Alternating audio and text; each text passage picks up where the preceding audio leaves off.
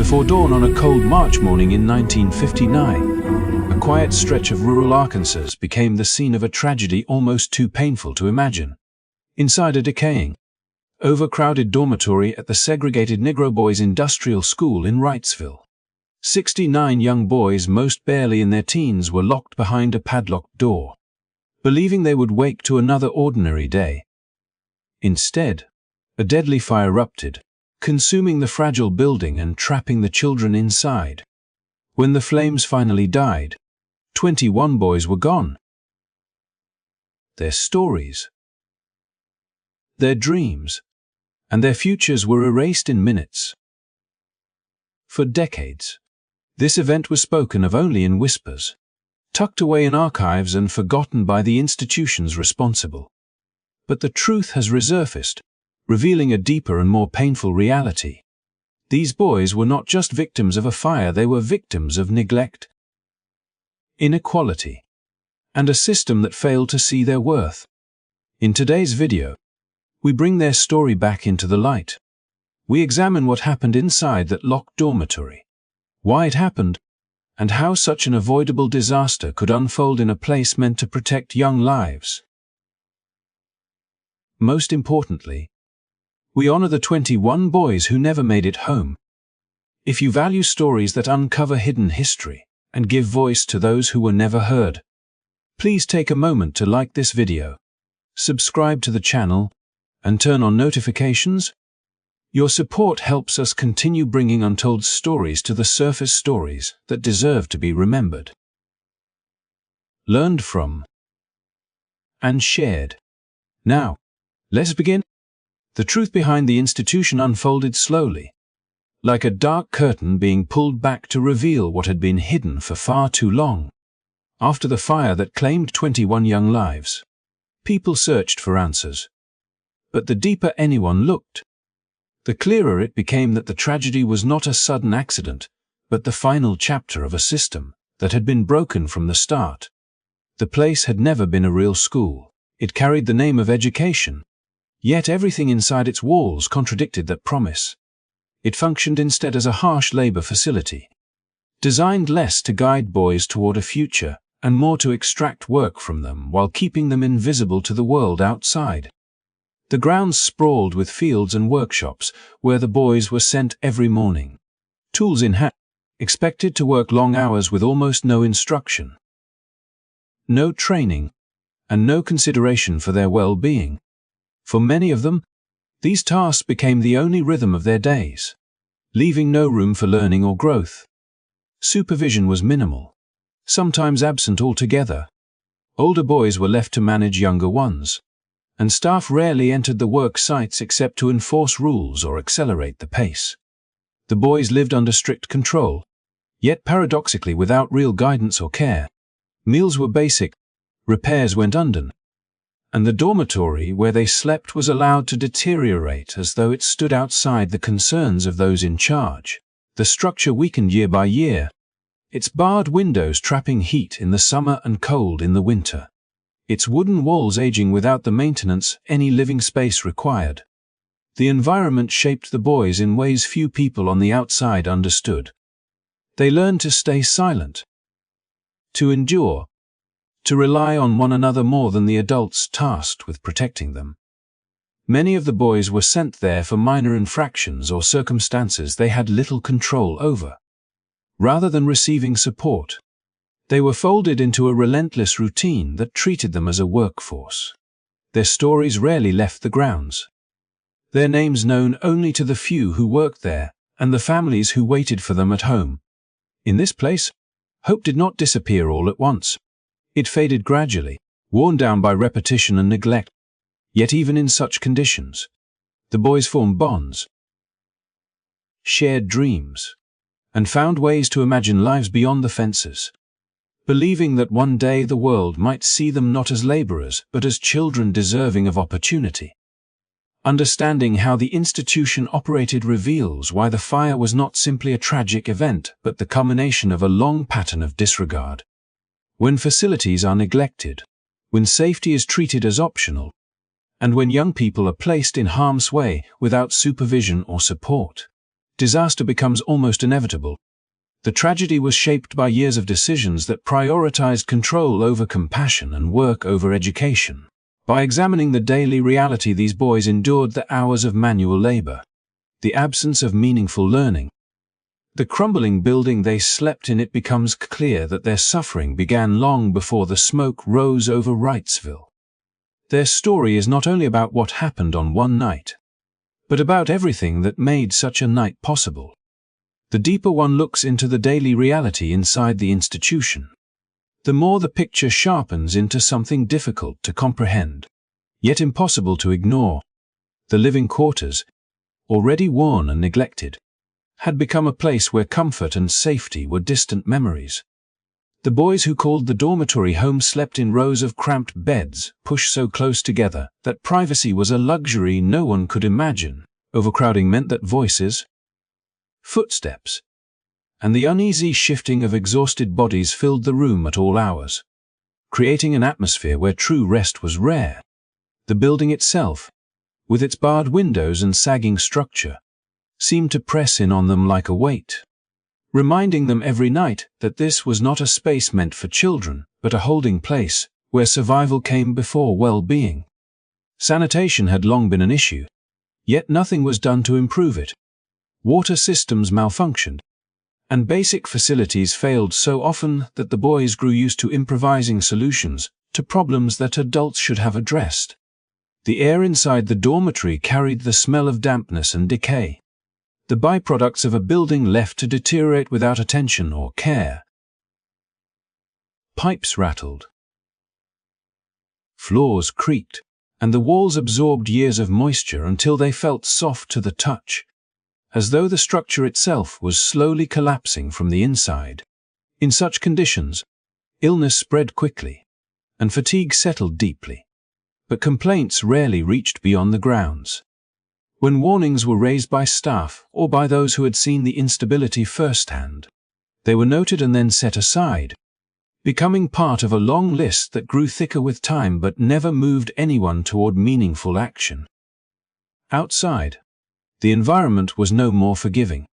The work fields and workshops provided little shelter, and boys were often sent back to the dormitory at night already worn down from labor that demanded more than their young bodies could safely give.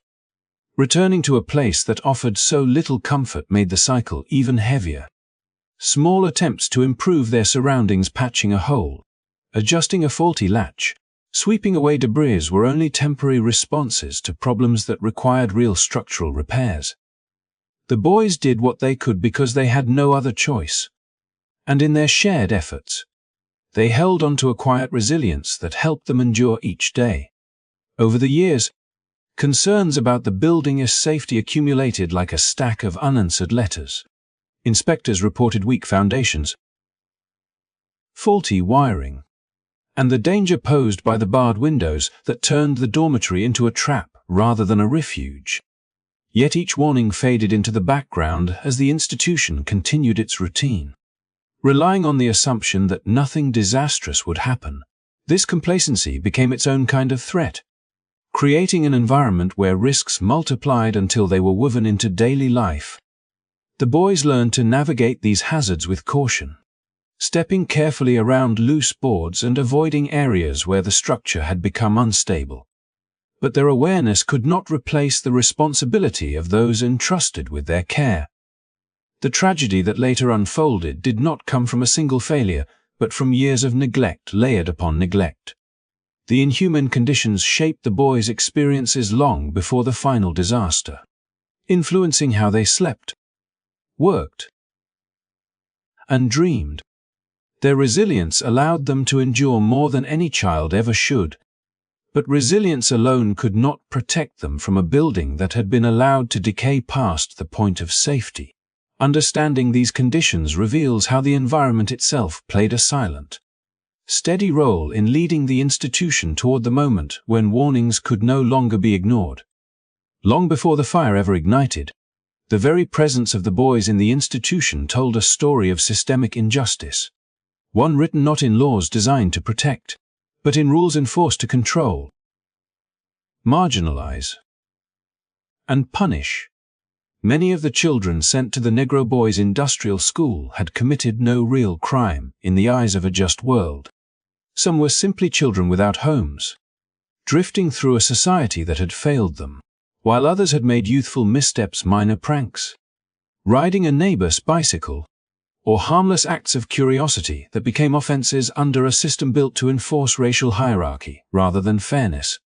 In Arkansas of 1959, the color of a child's skin could determine whether an innocent act was tolerated or condemned. And for black boys, tolerance was a rare commodity. The stories of these youths reveal the cruel logic of a society that conflated childhood mistakes with criminality, particularly when those mistakes threatened the rigid social order maintained by segregation. A 13-year-old could find himself confined simply for playing with a bicycle that belonged to a white child, even if that child had given permission. A harmless prank on Halloween, such as soaping windows, could lead to weeks behind locked doors. The law, filtered through the lens of racial prejudice, transformed trivial acts into life-altering sentences, and each boy admitted to the school became a symbol of how deeply the Jim Crow system could intrude into the lives of children. Their placement was rarely about rehabilitation or guidance. It was about control, about removing young black lives from the public eye and reinforcing a system in which their very existence could be treated as a problem to manage rather than a potential to nurture. Families, too, were often powerless in this environment. Many of the boys came from broken homes, impoverished neighborhoods, or circumstances where parental guidance was impossible, leaving the state to step in with punitive measures rather than support. When these children were removed from their communities, it was not for their benefit, but as a demonstration of authority and racial control. The segregation of facilities amplified this injustice, as the white counterparts of the school received education, vocational training, and attention, while the black boys endured grueling labor, overcrowding, and neglect. In effect, the system criminalized poverty and youthfulness among black children while shielding white children from similar scrutiny, embedding a lifetime of disadvantage into the youngest members of the community. This reality also highlights a broader societal failure, one that extends beyond the walls of any single institution. It illustrates how policies, law enforcement, and local governance can combine to create circumstances in which innocence is punished and neglect is normalized. The boys' confinement was rarely questioned by those in power, and warnings from civil rights advocates or sociological studies documenting harsh conditions were too often ignored. Each minor offense that landed a child in the school became a small thread in a vast web of systemic oppression, a pattern where discrimination and neglect reinforced one another, leaving children trapped in both physical dormitories and the larger structures of racial inequality. As the boys entered the institution, they carried not just their own youthful energy and potential, but the weight of a society unwilling to recognize them as full human beings deserving care and protection. Each lock, each barred window, each day of manual labor reflected a world that had made a calculation about their worth, often concluding that their lives were expendable. The injustice of their confinement resonates with the memory of the tragedy that awaited them, revealing that the fire that ultimately consumed 21 young lives did not occur in isolation, but within a continuum of societal decisions that devalued black youth. In understanding why these boys were there in the first place, one begins to grasp the deeper cruelty of a system that measured innocence against racial prejudice, and too often found black children wanting. As the flames erupted within the walls of the Negro Boys Industrial School, the reality of the boys' confinement became terrifyingly clear, turning what had already been a place of neglect into a deadly trap. The building, already crumbling from years of underfunding and disregard, offered no road to safety. The only exit, a heavy door that should have been a lifeline, was padlocked from the outside, a cruel reminder of how control had always outweighed care in this institution. Barred windows, meant to keep the boys in, transformed the dormitory into a prison when the fire spread, leaving smoke and heat to accumulate unchecked, suffocating and disorienting those trapped inside. Panic set in quickly, a fear magnified by the knowledge that escape seemed impossible, and that every passing second brought the flames closer, the smoke thicker, and the heat unbearable. Some boys, drawing on instinct and desperation, began to search for ways out, their small hands and frantic movements testing the strength of the wire-covered windows, realizing that if they could remove or tear them apart, there might be a chance to flee. It was an exhausting and dangerous effort. And yet, for some, it became the only path to survival. The sounds of cracking metal and the scraping of fingers against the wire were punctuated by cries of fear and confusion, as some children succeeded while others were trapped, paralyzed by smoke or blocked by structural obstacles that offered no mercy. In those moments, the dormitory that had always been a place of forced labor and harsh discipline transformed into a hellscape where the consequences of systemic neglect were laid bare with unbearable clarity. Amid the chaos, a tragic pattern emerged. Those who were slightly stronger, more resourceful, or simply closer to the windows had a fleeting chance to escape, while the boys huddled near the locked door were left with no means to flee. The desperate shouts went unheard by the outside world, and the authorities, who had long failed to maintain safe conditions or provide adequate supervision, were slow to intervene, paralyzed either by bureaucratic inertia or indifference. As the fire consumed the room, the smoke and heat drove the children toward the few fragile openings they could create. Yet for many, it was already too late. 21 boys would never leave that dormitory alive, their lives claimed not only by the fire but by the decades of systemic negligence that had turned a school into a death trap. The survival of those who managed to tear through the wire screens only highlighted the cruel randomness of fate within such a constrained and dangerous environment. Each successful escape was a narrow victory against a system that had treated these children as expendable, and each loss underscored the deadly consequences of the institution's design. The fire, in its indiscriminate fury, revealed the culmination of years of structural neglect. Racial discrimination and administrative failure, a catastrophe that could have been prevented had basic safety, care, and oversight been provided. In the smoke-filled dormitory, the boys faced the ultimate consequence of being born into a world where the intersection of race, poverty, and punitive control left them with almost no chance to survive. The tragedy of that night, etched into the walls of the Wrightsville school and the memories of those few who escaped, stands as a stark testament to the cost of systemic injustice when society chooses punishment over protection and control over care. After the fire had consumed the dormitory and claimed the lives of 21 boys, the aftermath revealed yet another layer of cruelty and indifference, this time in the handling of their remains. 14 of the young victims, their lives cut tragically short, were removed from the charred building with little ceremony or recognition of their humanity, and instead of receiving proper burials, they were placed together in a mass grave.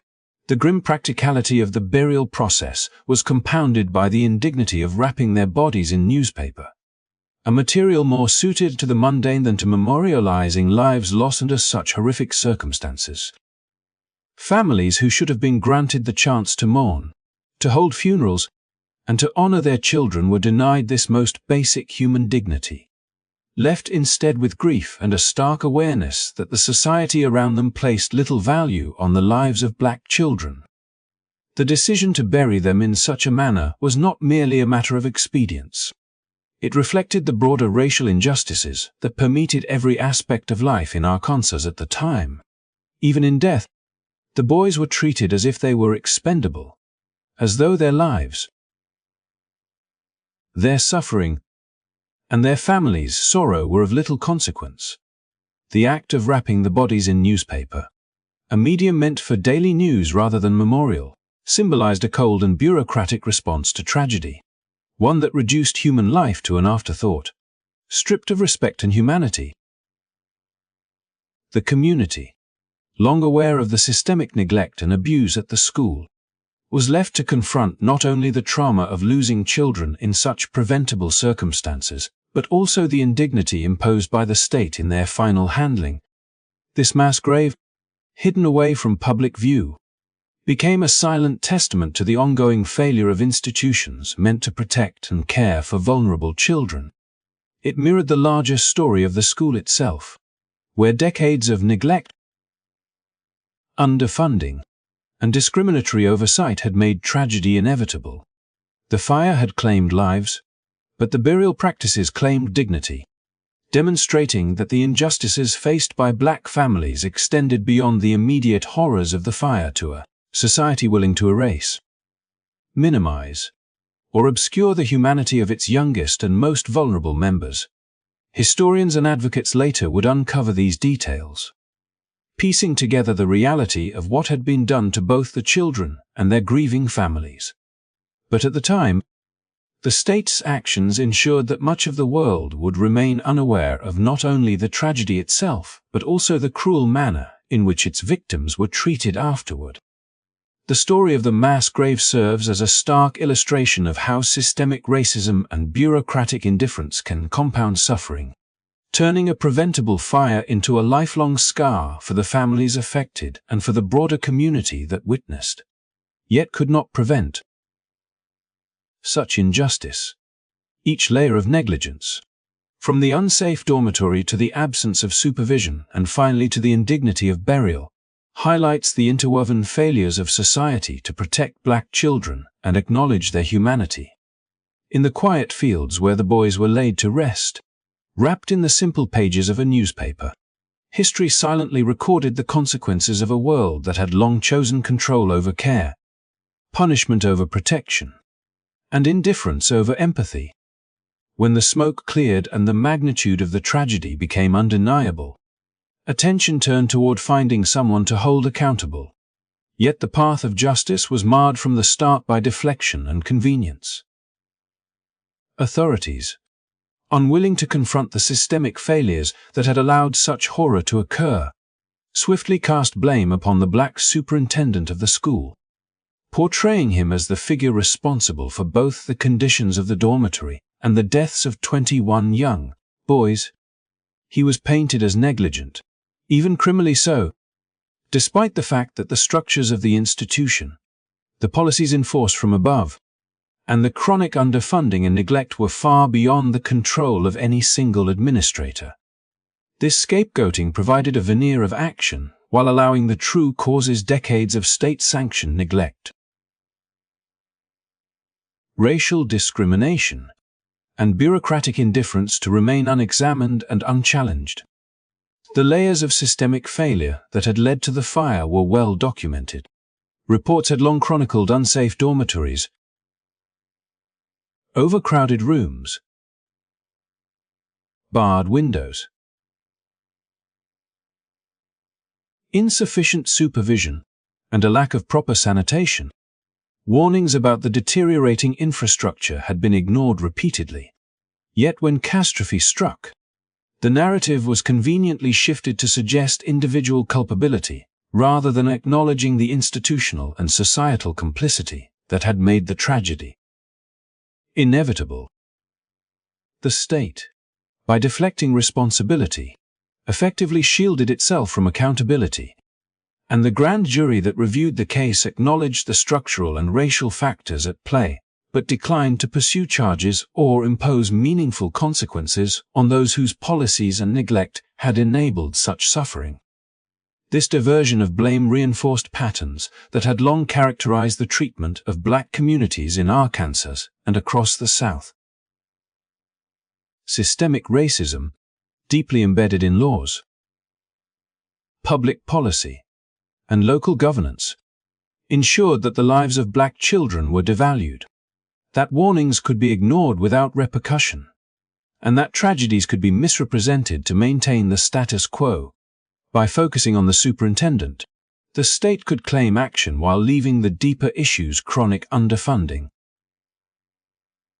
Racialized policing and institutionalized neglect intact, a choice that echoed the broader injustices of Jim Crow-era governance.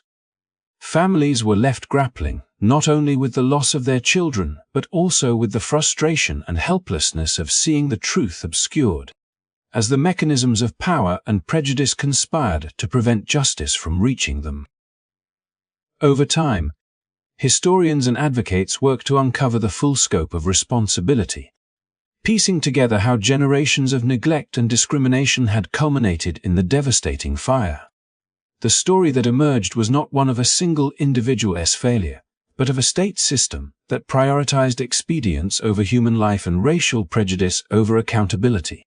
Even decades later, the echoes of that deflection lingered, illustrating how institutional denial can compound the suffering of victims and families, and how the rewriting of responsibility can leave a permanent scar on collective memory. The fire, horrific in itself, was made even more tragic by the refusal to confront the truth, revealing a society willing to obscure accountability in order to protect its own image.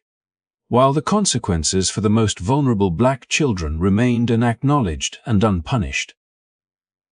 For decades, the horrific fire at the Negro Boys Industrial School seemed to vanish from public consciousness, buried beneath layers of bureaucracy, silence, and the social structures of the Jim Crow South. Families who had lost sons were left to grieve in isolation, their pain compounded by a society that neither acknowledged their loss nor confronted the systemic failures that had caused it. The mass grave, the newspaper-wrapped burials, and the official narratives that blamed a single administrator all contributed to an erasure of truth, allowing the tragedy to slip quietly from memory while the larger patterns of racial injustice persisted unchallenged. It was only through the tireless efforts of families, historians, and advocates that the story began to resurface. Researchers painstakingly uncovered archival records, testimonies, and reports that documented decades of neglect, unsafe conditions, and discriminatory practices that had made the fire all but inevitable. Oral histories from surviving boys and relatives provided deeply human perspectives, bringing voices to the statistics that the official investigations had long ignored. Through these efforts, a fuller understanding emerged, revealing that the tragedy was not merely an accident but a consequence of systemic racism, political cover-ups, and intentional forgetting that sought to protect the image of the state while disregarding the value of black lives. As the story was revived, it sparked renewed conversations about accountability, the responsibility of governments to protect all children, and the long shadows of racial injustice that can linger when history is suppressed. Memorials, documentaries, and scholarly works now acknowledge the 21 young lives lost, honoring them not just as victims, but as individuals whose deaths exposed the failures of an entire system. The revival of their story serves as a reminder that history cannot be fully erased, and that confronting uncomfortable truths is essential for justice, healing, and prevention of similar tragedies in the future. By bringing this story to light, we remember those who were silenced and neglected, giving them dignity long denied. It is a call to reflect on the past, recognize ongoing systemic inequalities, and ensure that institutions meant to care for children never again prioritize policy over human life. Every detail uncovered, every narrative restored, strengthens the collective memory and reinforces the importance of vigilance, transparency, and empathy in governance. Thank you for listening and taking the time to learn about this painful yet crucial chapter in history.